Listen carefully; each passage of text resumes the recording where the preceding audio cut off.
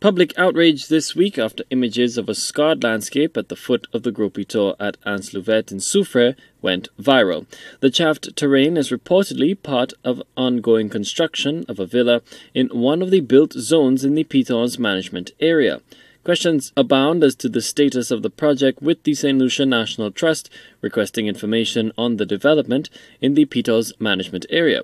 Director of the St. Lucia National Trust, Vishnu Tulsi, who was a guest on the RCI program The Lunchroom with Calix George Jr. on Thursday, says the organization is in the dark on the development. But because our efforts were frustrated, we reached out to the developer, and the developer facilitated a site visit with the National Trust and the Archaeological and Historical Society. We went to the site, but we can still not make a proper determination because we have still not seen the plans. What we saw was a space that was cleared for construction. And the representative of the developer telling us, well, it's outside of the no-build zone, and he showed us the trees and said that the buildings will not be above a certain height. All of that is good, but we can only confirm that if we see the plans. The iconic peaks and the surrounding geographic location is in the Piton's management area, which is essential to preserving the outstanding universal value of the natural wonders status as a World Heritage Site.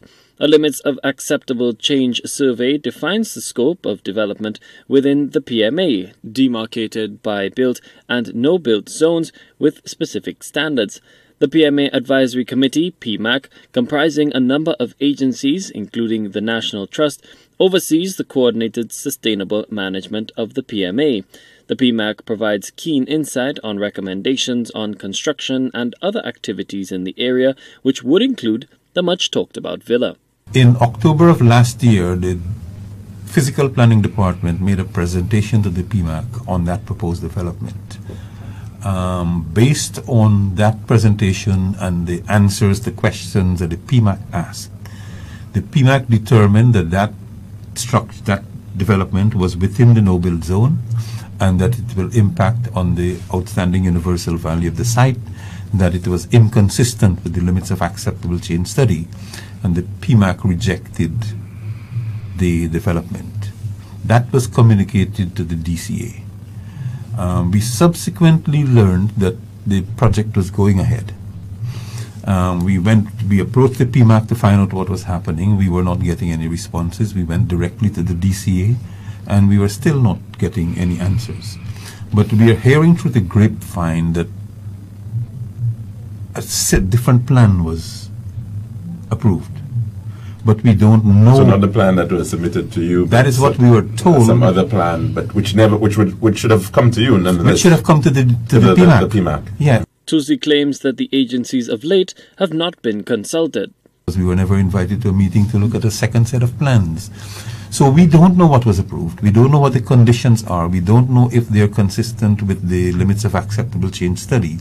And our efforts to answer these questions have so far been frustrated, because no one is telling us what is happening. And while I suppose we can now appreciate the importance of the ESCASU agreement and why things like that need to be in place in terms of freedom of information, access to information. Yeah. It could be that what was submitted and approved has addressed the concerns of the PMAC. That is quite possible, but we don't know.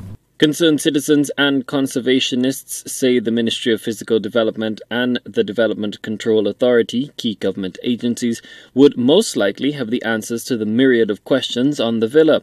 Contrary to popular belief, a lot of the land near the Pitons are privately owned. The villa is being built by a wealthy Canadian businessman who bought the land and property in question from a St. Lucian. Colby Defoe, HTS News Force.